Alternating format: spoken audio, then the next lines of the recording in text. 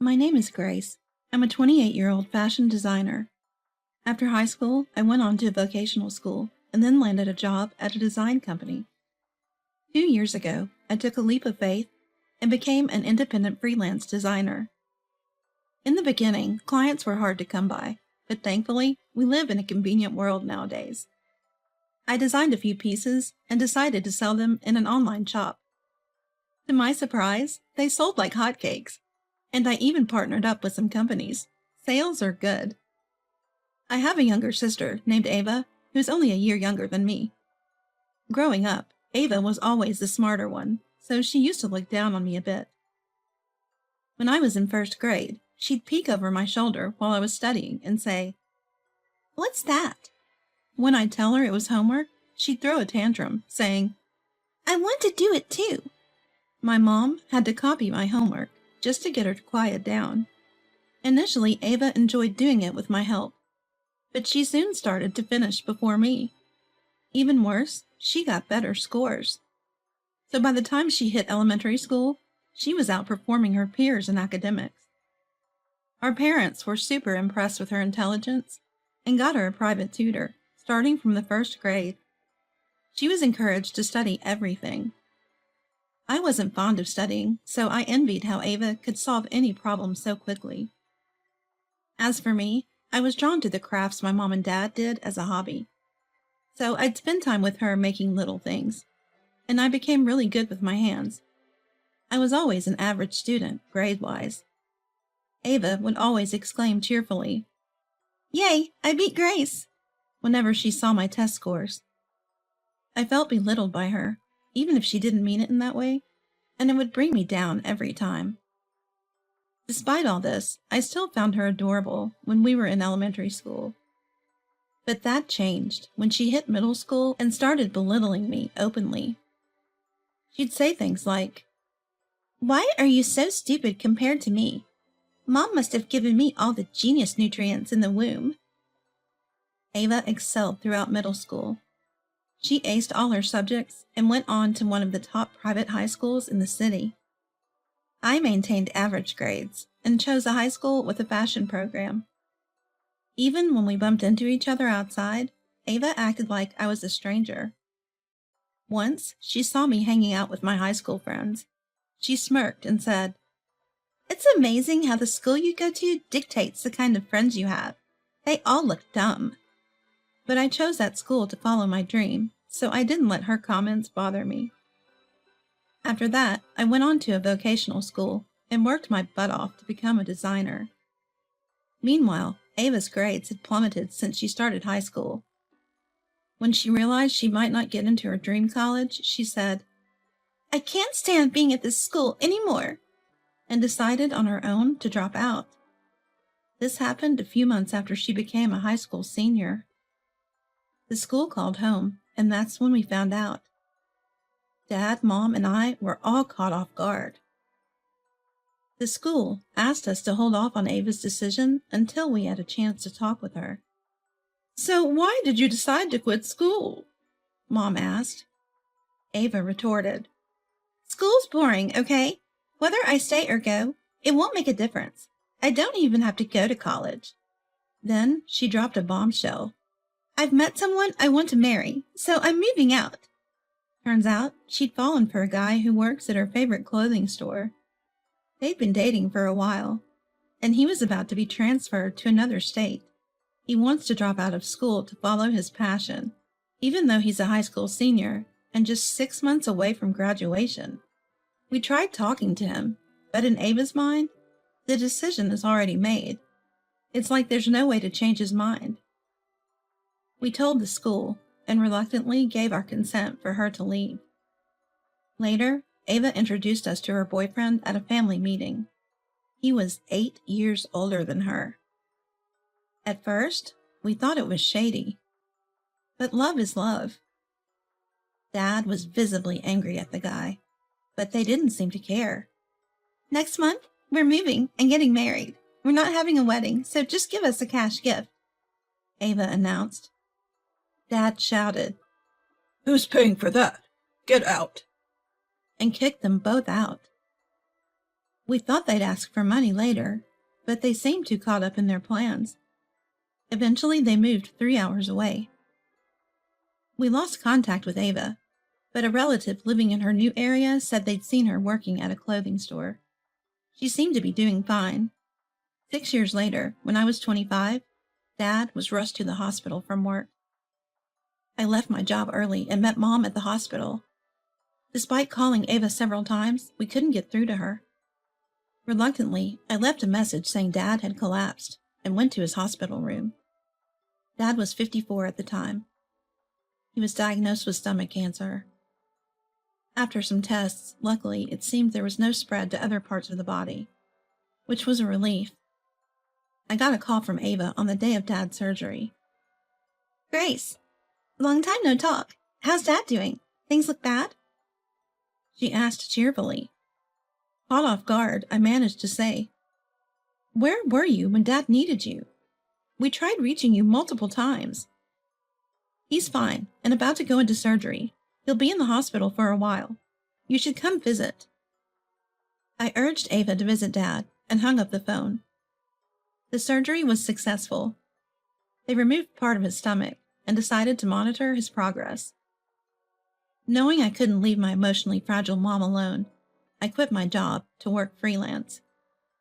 Being able to work while staying close to Mom and Dad meant the world to me. Though Dad was recovering well, he got sick again 2 years later. By then, the cancer had spread, and he was given a terminal diagnosis. 6 months left. I tried calling Ava right away, but got no answer. So I left her a voicemail and a text message. The next day, she called back to say, "Another setback? Just let me know when he's gone. No need to contact me until then," before hanging up. After that, despite multiple attempts, we lost all contact with Ava. Mom and I struggled with whether to tell Dad about Ava, but it seemed he already knew. In the hospital room, Dad said, "I don't think I have much time left. Haven't seen Ava in a while. Guess I won't anymore." He chuckled, but seemed somewhat lonely. Caught off guard again, I couldn't reply. He said, "Well, forget about those who won't come. I really wanted to see you in a wedding dress. Any plans?" "Actually, I am engaged. Due to his work, we plan to marry later, but after hearing about Dad's condition, I decided to introduce him. I actually do have someone. Can I bring him next time?" I told my dad. Dad was thrilled. Later, my fiancé and I visited Dad's hospital room. After hearing about Dad, my fiancé proposed we move up the wedding. So we obtained special permission for Dad to leave the hospital. We reserved a venue and had a small ceremony with just the family. Dad was overjoyed and emotionally entrusted me to my fiancé. A few months later, Dad passed away, just about 2 months after the terminal diagnosis. Mom and I organized the funeral. Of course, we informed Ava, but as usual, we got her voicemail. Left with no other option, we left a message and focused on the preparations. On the day of the funeral, I call Ava again, and this time she picks up. "Hello, Ava? Where are you? The wake is today at 6 p.m., I say in a stern tone. Grace, we're not going to the wake or the funeral," Ava replies, as if it's no big deal. "What do you mean? Dad specifically asked that you attend his funeral when he gets to heaven." Did he? Well, we took some time off, so we're going on vacation for a week." Ava responds, laughing nonchalantly. I'm speechless at her unexpected words. "What did you just say?" "Listen, there's no gain in going to Dad's funeral. Instead, we're using the time off to go on vacation with my husband. Don't call us until we get back in a week." "Are you serious? You're not coming tomorrow either?" "I just said we're not coming. Stop calling." I decide to let Ava and her husband go. "All right, fine. Safe travels." The funeral proceeds without Ava and her husband and ends without a hitch. We finish the memorial service and return home with Mom and my husband, just as Ava and her husband arrive in a taxi. "Hey, Dad is finally gone," That's the first thing she says, after not seeing us for about 10 years. Mom starts to cry at her words, and I'm just dumbfounded. I leave a sobbing mom with my husband and sit down with Ava and her husband to talk. Got anything to drink? I'm thirsty. My brother-in-law immediately asks. My brother-in-law is actually 7 years older than me, so it feels a bit odd. Haven't seen this guy in about a decade. What are these two thinking? Even though I feel uncomfortable, I serve them coffee. They begin talking without even glancing at Dad's altar. So, what's the inheritance look like? What's our share? They ask eagerly. At this point, I call in Mom, my husband, and another man who was waiting in the next room.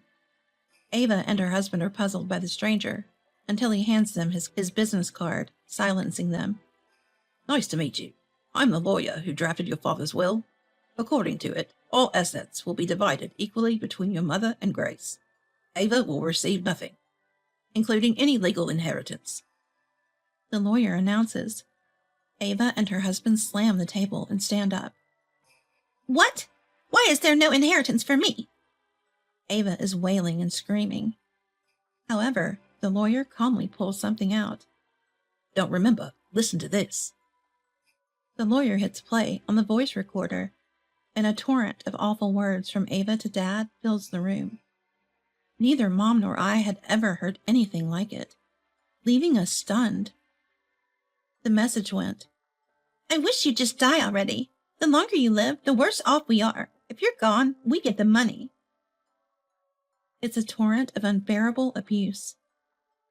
Despite never visiting him in the hospital, she's been leaving these kinds of messages on his voicemail daily.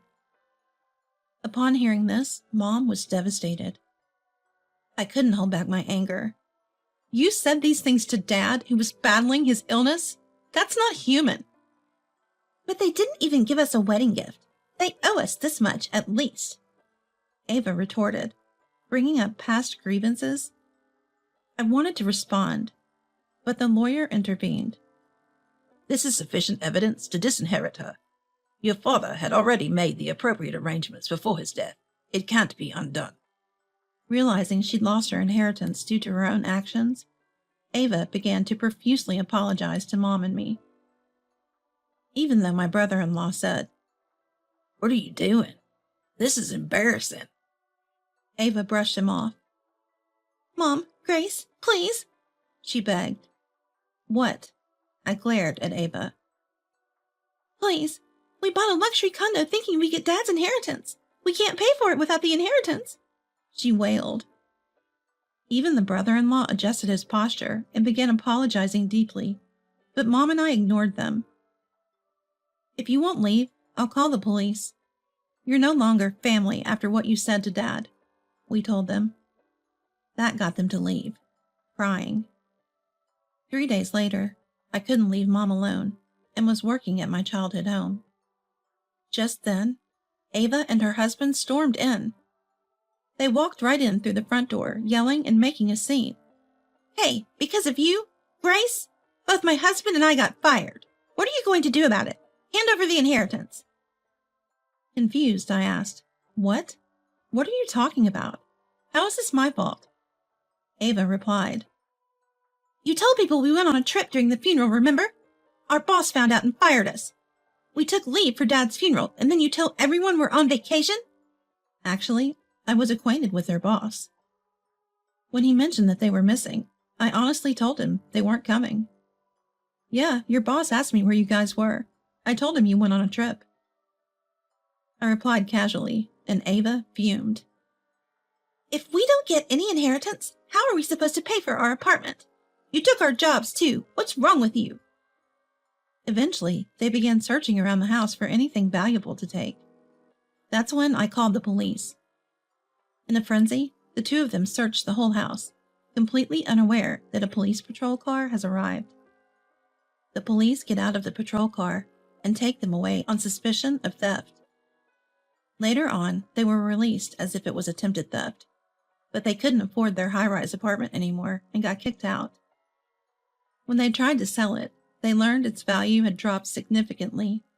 possibly due to the damage they caused, scratches on the walls, scuff marks on the floors. Turns out my husband is in real estate, and this has become talk among his colleagues. It's likely the talk is about Ava and her husband. I have no idea how they're getting by now, and I honestly don't want to be involved anymore. Mom had initially wanted to continue living in our old home, but considering Ava and her husband might barge in again, we decided it was better for her to move in with us. However, Mom wanted to keep the family home, so we're renting it out to someone we trust. From now on, it'll just be me, my husband, and Mom, living our lives happily ever after.